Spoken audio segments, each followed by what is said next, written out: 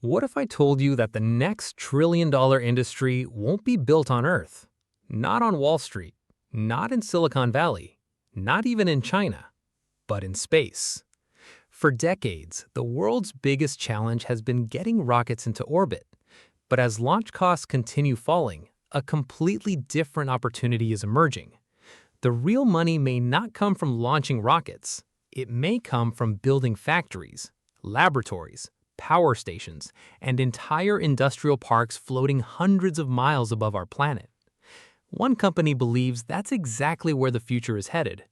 That company is Redwire. Today we're breaking down why Redwire could become one of the most important infrastructure companies in the future space economy, what makes its business different from traditional aerospace companies, and whether this stock deserves a place on investors' watch lists. Let's get started. The next space race isn't about rockets. When most people hear space investing, they immediately think about launch companies, reusable rockets, moon missions, Mars exploration. Those stories grab headlines. But here's something many investors overlook. A rocket only solves one problem: getting into orbit. Once you're there, you still need electricity, manufacturing equipment, research laboratories, satellite servicing, communications, transportation, construction, maintenance. In other words, you need infrastructure. Think back to the early days of the internet. Building fiber optic cables wasn't as exciting as launching websites, yet those companies became absolutely essential. The same thing could happen in space. Why space is becoming an economic opportunity. For decades, reaching orbit was incredibly expensive. Launching equipment into space cost so much that only governments could realistically participate. But that's changing rapidly. Reusable rocket technology, growing competition, improved engineering, commercial launch providers. All of these developments continue pushing launch costs lower. As transportation becomes cheaper, entirely new business models become possible. That's exactly why many investors are now looking beyond rockets. They're asking a different question. What happens after we arrive? Redwire's strategy is completely different.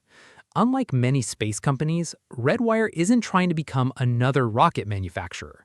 Instead, it's building the systems needed to support long-term activity in space.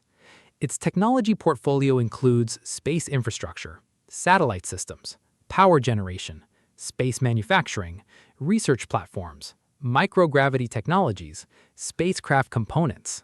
Rather than competing directly with launch providers, Redwire wants to supply the companies operating once those rockets reach orbit. That's an entirely different business model. The secret opportunity called microgravity. One of the most fascinating parts of Redwire's strategy revolves around something almost impossible to recreate on Earth: microgravity. When gravity is removed, certain materials behave differently. Liquids move differently. Crystals grow differently. Biological tissues develop differently. Even optical fibers can form with fewer imperfections. That creates manufacturing opportunities unavailable anywhere else. Instead of treating space as simply a destination, Redwire views it as an advanced manufacturing environment, and that could become incredibly valuable. Manufacturing materials impossible on Earth. Let's use a simple example. Imagine trying to build an incredibly delicate crystal. On Earth, gravity constantly pulls on the material while it's forming. Tiny imperfections develop. Now imagine building that same crystal while floating in orbit. Without gravity pulling everything downward, the structure can develop much more uniformly. For certain high-performance applications, that difference matters enormously. Even a small improvement in quality could justify significantly higher prices. That's why researchers continue exploring manufacturing in space, not because everything belongs there, but because certain products may perform substantially better. The ZBLN opportunity. One technology frequently discussed involves something called ZBLN optical fiber. Traditional optical fiber manufactured on Earth develops microscopic imperfections caused by gravity. Those imperfections reduce performance. Scientists believe producing ZBLN in microgravity could dramatically reduce those defects. If successful, that could create higher quality fiber for specialized industries requiring maximum performance. It's important to understand something here. This isn't about replacing every fiber optic cable in the world. It's about producing premium products where performance matters far more than manufacturing cost. And that's where space manufacturing becomes economically interesting. Beyond manufacturing materials, microgravity isn't limited to advanced materials. It also opens opportunities in biotechnology. Researchers continue studying whether complex biological structures can develop more effectively in space. Some experiments involve tissue engineering. Others focus on pharmaceutical research. Some explore future medical applications impossible under Earth's gravity. These projects remain early stage. They're not massive revenue generators today, but they illustrate something important. The space economy may eventually include industries that barely exist today, and companies building the infrastructure supporting those industries could benefit enormously. Redwire doesn't need every futuristic idea to succeed. That's simply not true. The company has exposure across multiple categories: space infrastructure, power systems, satellite technologies, research equipment, manufacturing platforms. If even a few of these markets expand significantly, Redwire could still benefit. Diversification reduces dependence on any single breakthrough, building the foundation of the space economy.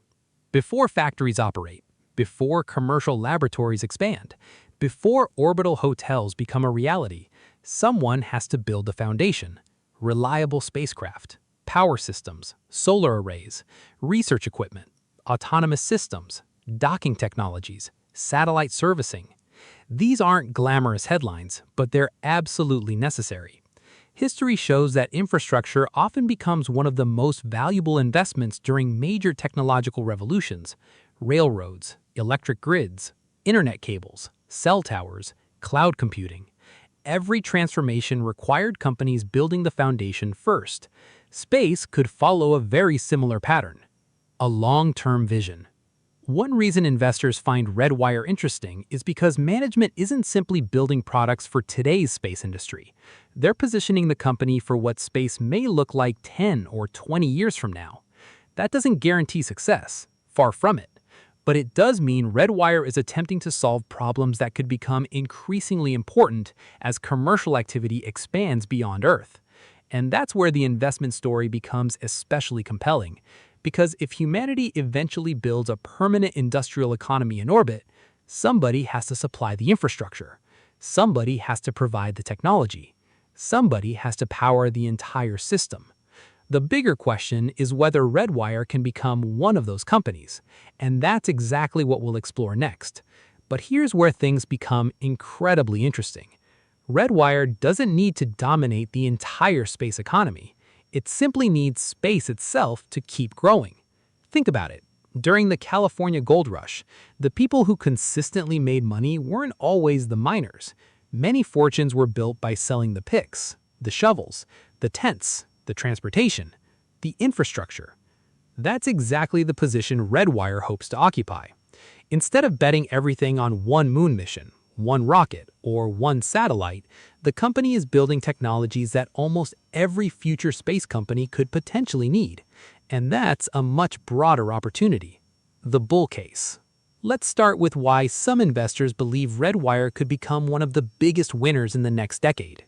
First, the commercial space economy is still in its infancy.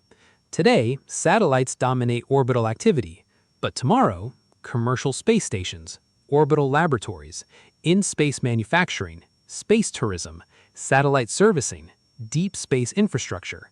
These are all industries that barely exist today. If even a few of them become a reality, companies providing infrastructure could see explosive demand. Second, launch costs continue falling. Reusable rockets have completely changed the economics of reaching orbit. Every reduction in launch costs makes space manufacturing more realistic. Every improvement creates more customers. Every successful mission expands the total addressable market. Lower launch costs don't hurt Redwire. They actually help Redwire. Because the easier it becomes to reach space, the more infrastructure becomes necessary. Third, government support remains extremely strong. NASA continues funding commercial partnerships. National security spending on space continues increasing. The Department of Defense increasingly views space as strategic infrastructure. That means Redwire benefits from both commercial growth and government contracts.